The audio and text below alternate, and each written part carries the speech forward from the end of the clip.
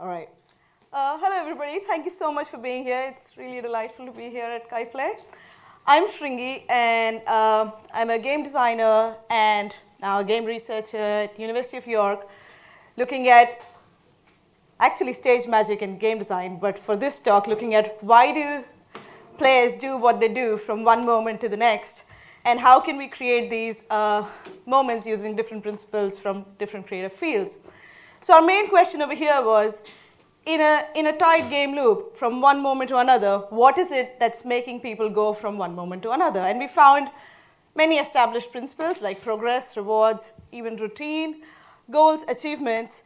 But one underlying thing that really stood out for the data set we had was uncertainty. And so uncertainty is known as a key player experience. It's not new. A lot of games designers and game researchers have already talked about uncertainty as a key player experience.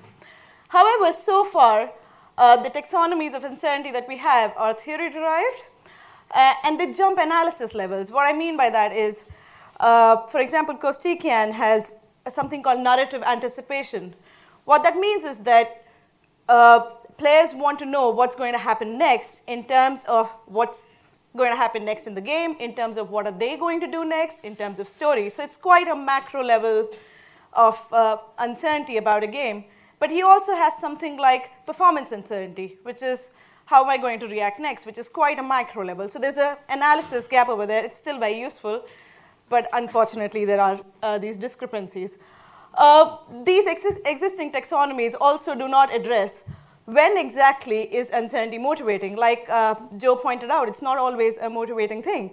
So when exactly is it motivating, and why? Why is it motivating if it is?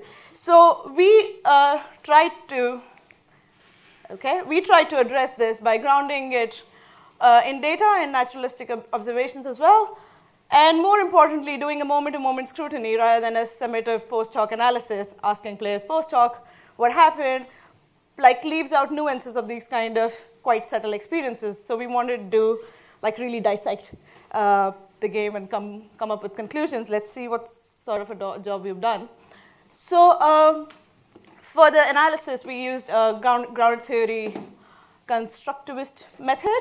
We had 13 interview participants, and we did interviews which were like an hour long or more. We also asked some of our participants to do a diary entry to cross-validate whether when they're playing it in their natural environment, is it similar experiences, and the questions were similar.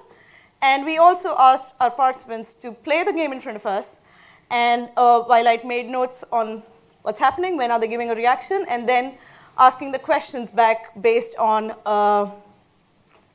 the particular observations in that game. It's important to note what our data set was. So our data set was of the games that can be played in those 5 minutes. So we needed games that players can have a satisfying session in those 5 minutes that they'll play in front of me. But also we wanted something which does not have too complex game elements or game mechanics, so that we can actually ask questions going deeply into different game elements. So in our paper, we call this a casual game set. But within it, we tried to be as diverse as possible. So we did have a Candy Crush, but we had Super Hexagon, we had Monument Valley, we had a strategy game, we had a sport game. So within that data set, we went as sparse as we could. On top of that, it's important to note that when choosing the players, we wanted players who have different experiences. So not players who play only this game. There were players who would play only a Candy Crush, and there were players who would play a Candy Crush, but also play what we call much more serious and AAA games. So we try to have a variation over there.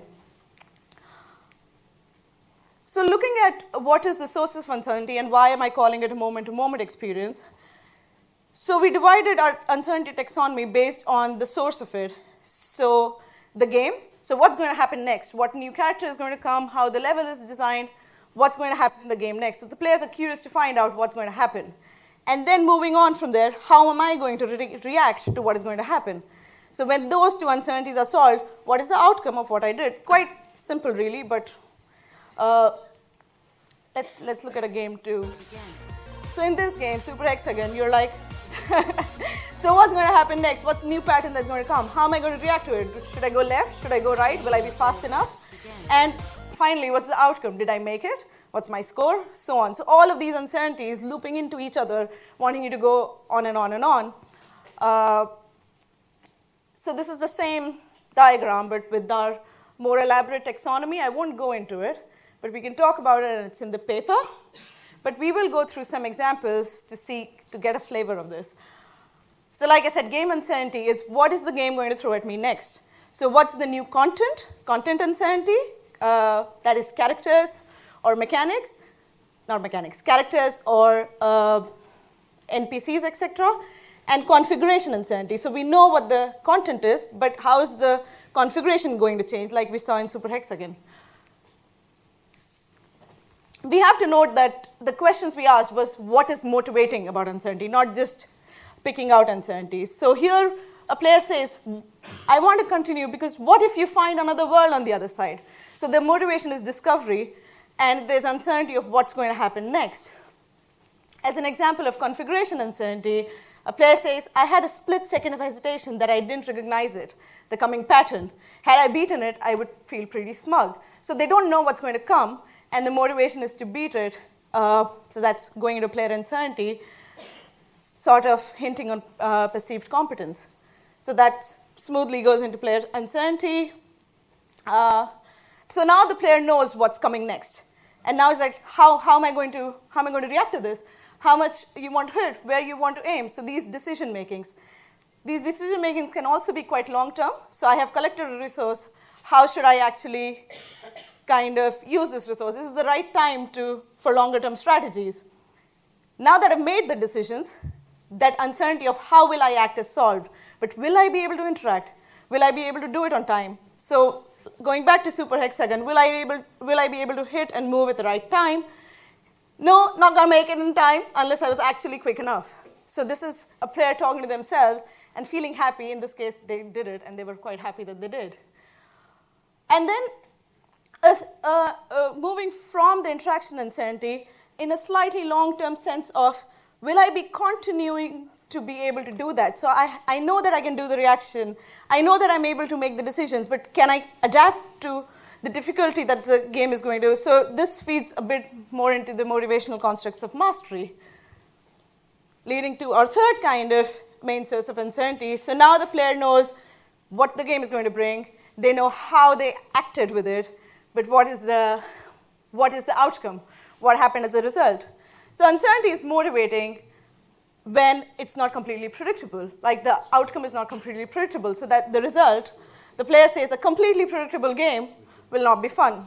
Well, and at the same time, if it's a multiplayer game, seeing whether the opponent or the co-op, how will they react? So I did my bit, but you don't know what they're going to do. So you don't know when they're going to attack, for example. So we linked all of these uncertainties with existing motivational constructs, which you can see in the paper. But as I've highlighted, curiosity being one of the biggest motivational links between uncertainty. So to conclude and state the limitations, so we finally, I'm saying good things about myself. So we finally have an empirically grounded taxonomy of uncertainty and no more theory-derived ones, and especially focusing on a moment-to-moment loop. It's a good news that it does partially map with Kostikian's 11 sources of uncertainty. However, it extends it. So there are some uncertainty types that you'll see in the paper that were not covered in Kostikian's system, and also cleans the analysis level gaps. With our motivational constructs, we say why were these uncertainties motivating, and when exactly in the loop that we described. Curiosity being the main. I would obviously highlight that it is a qualitative work. We would like to do different types of methodologies to cross-check it, and of course our data set is limited, so we need to see different games and different players. With that, I'm done, and I would end this with Hitchcock's quote saying, "There is no terror in the bang, only in the anticipation of it." Thank you very much.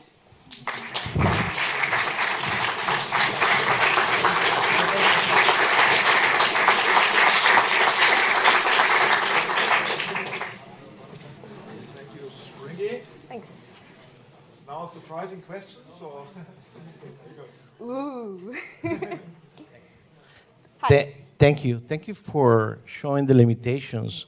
I think that's quite important because there is the question whether you had another group of subjects.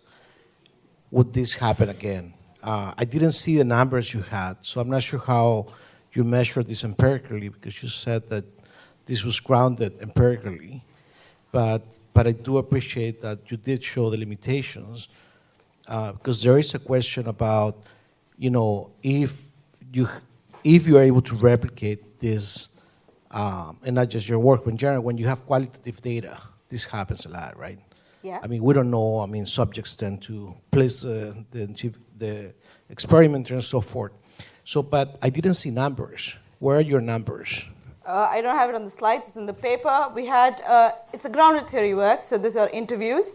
So we conducted interviews with 13 players, but there were 3 methods that they followed. They did open interviews.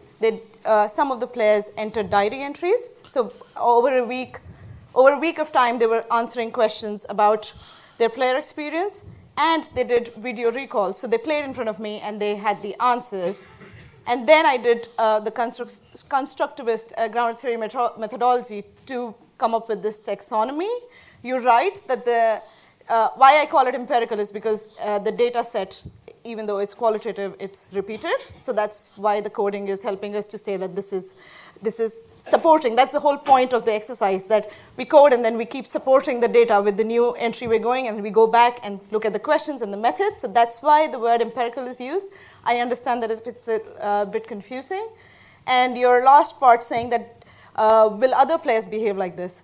So again, we saw a theoretical saturation with 13 players. That's why we stopped at that point. So it's not that we decided that we'll have 13 players and stopped.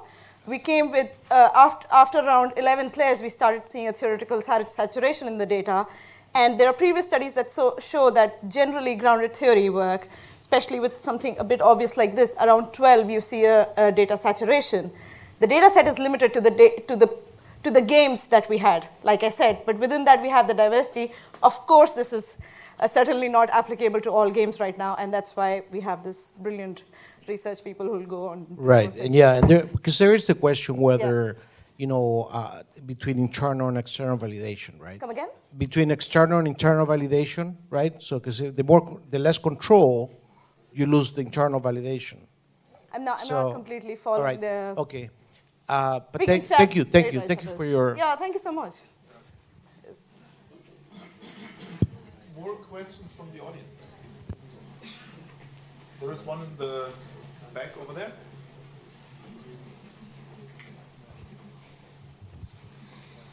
Dennis from National University of Singapore. I've done a little bit of work related to moment, not necessarily in games.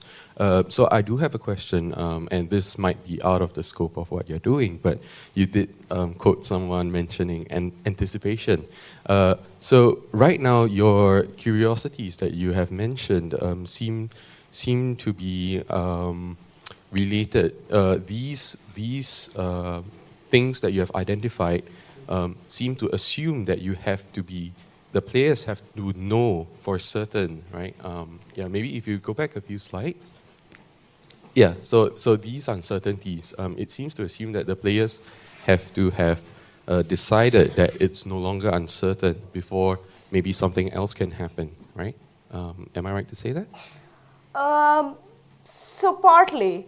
Mm-hmm. So there's a sweet spot of uncertainty. So you're right about that. Right. So part of that question is where do you think this idea of anticipation comes in? Because in anticipation, it's not necessary that uncertainties are resolved, for example. Yeah. Actually, I should have not said that all the uncertainties are solved, and thank you for pointing that out. So the anticipation, we did a bit of reading on anticipation, and it's outside the scope of my research, as you said, but we did a bit of reading, and the idea was that, first of all, uncertainty has a sweet spot. So like mentioned in another talk over here, that if it's completely predictable or completely unpredictable, there can be frustration or there can be boredom, right? So there's that sweet spot. And the anticipation at the same time, at least from the player data, seemed like when they can sort of guess, but they're still like curious about what's going to happen. And I think it's quite similar with a lot of storytelling, that you sort of have a scope of your characters and scope of the world decided by the game. So it's the anticipation is within that world. So you're not feeling abandoned by the game, so to say. And that's where the curiosity is kind of sweet. When it becomes too much of, I don't know what's going to happen and I feel bad, that's not where it starts to work. I hope that answers it a bit. Yes, thank you. Thank you so much. Thank you again, and thanks Okay. again to Sringi.